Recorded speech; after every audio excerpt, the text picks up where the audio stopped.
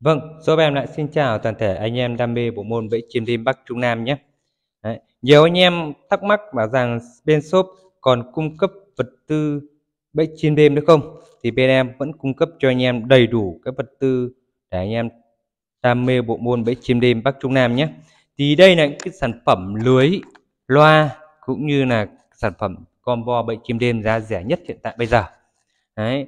Thay vì anh em bỏ ra số tiền lớn đầu tư những bộ combo giá trị cao thì chúng ta hãy tham khảo video này để chúng ta sử dụng những bộ combo vừa rẻ vừa chất lượng lại bỏ phù hợp cho số tiền chúng ta đánh vừa đam mê vừa kiếm tiền các bác nhé.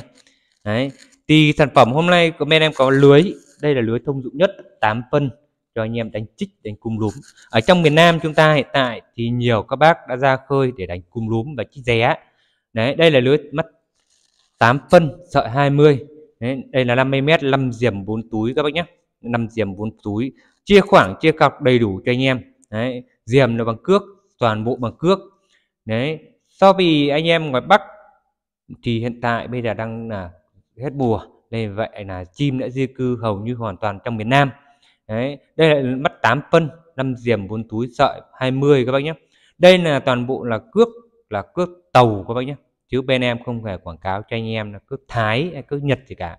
Bởi vì chúng ta biết rằng là đam mê bỏ ra tiền nhập ra capo, có những bác đã bỏ ra số tiền 9-10 triệu để đầu tư những cước Thái cước Nhật, nhưng chung quy lại vẫn bị con rơi nhé, nó chiến nó đánh toang hoa hết.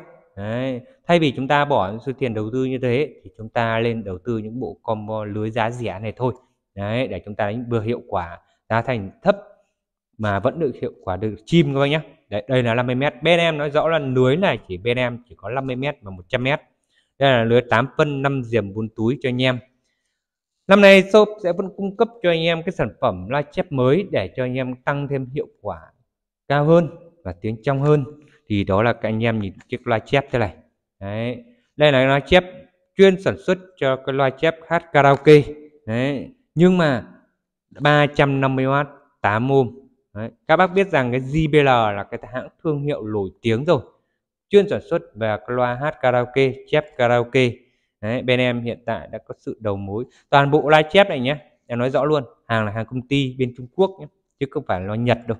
Đấy, em nói rõ luôn, hàng này JBL đặt tại nhà máy tại Trung Quốc nên bên em trực tiếp nhập bên nhà máy bên Trung Quốc, các bác nhìn thì rõ này. Đấy, chứ không phải là USA ủng gì đâu, em nói rõ luôn. Hàng JBL là trực tiếp bên nhà máy Trung Quốc, hàng chất lượng luôn. Các bác nhìn đây, JBL 8 ohm 350W. Đấy, đây là đầu bịt cho anh em, hàng chất lượng chưa? So với các shop các thị trường thì hầu như đây là sản phẩm mới nhất, hiệu quả nhất, được anh em tiêu dùng mua nhiều nhất, đánh rất tiếng đánh chích rất chi là trong. Đấy, âm ly bên em vẫn sản xuất cho anh em. Đây là âm ly giá dần bình dân nhất hiện tại bây giờ, vẫn ra được 2V tiếng và công suất là 80W đến 100W anh em nhé. Bluetooth, volume bắt chép đầy đủ trong lòng bàn tay thế này cho anh em, và có tem bảo hành cho anh em đấy nhé. Đấy, sản xuất năm 2024 tháng mấy đây anh em ghi đầy đủ anh em nhé. Đấy, so vì hiện tại rất nhiều anh em đạo nhái đạo trích. Đấy, Việt Nam là chúa sản xuất đạo nhái mà, cứ người kia sản xuất được, người này ăn copy về mẫu và bán nhái nhưng tiếng không ra hiệu quả đâu anh em nhé. Đó, nên vì vậy bên em sẽ sản xuất ra cái tem thế này.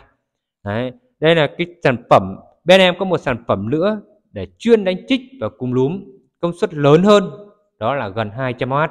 Có nghĩa là gì? 200W các bác đánh được 4 đôi loa toa 30W các bác nhé. 4 cái loa toa 30W để đánh cho một âm ly chuyên trị chích và cung lúm. Thì theo lời khuyên của em thì anh em nên đánh một đôi loa toa 30W là quá ok rồi. Thì em vừa rồi đã thử một đôi loa toa 30W bằng âm ly công suất khủng mới, giá trị rất là cao. Thế nhưng mà để đặc trị đánh cúm lúm vạc cho anh em nhé. Cái âm ly bình thường thôi. Nếu anh em có nhu cầu cái âm ly công suất khủng để đánh 200W đấy thì anh em alo đặt riêng các bác nhé. Đấy, cái âm ly này âm ly giá bình dân thôi, chứ chưa phải là âm ly công suất khủng đâu. Còn cái âm ly son 263B không đánh được đôi loa 30W đâu, toa 30W. Em cam kết các bác, nếu như các bác trong miền Tây và trong Long An, các bác sẽ hiểu rằng các bác không thể đánh nổi đôi loa toa 30W. Riêng âm ly son 288 và âm ly 263B các bác nhé.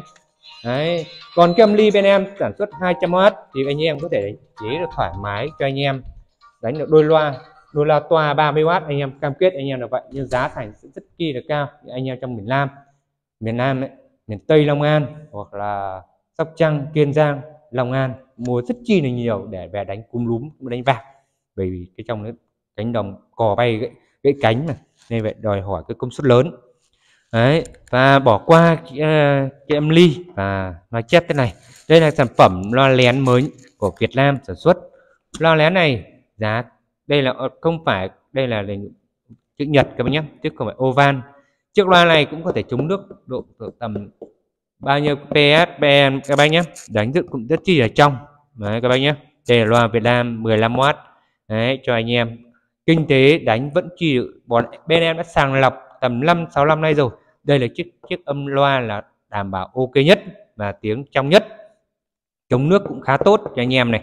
Đấy, 15 đến 25W, hàng giá rẻ bình dân cho anh em này, đánh tú hú này, đánh vạc này, đánh cúm lúm cũng rất chi là ok anh em nhé. Chiếc loa này đánh rất chi là ok này. Đấy, giá thành lại rẻ.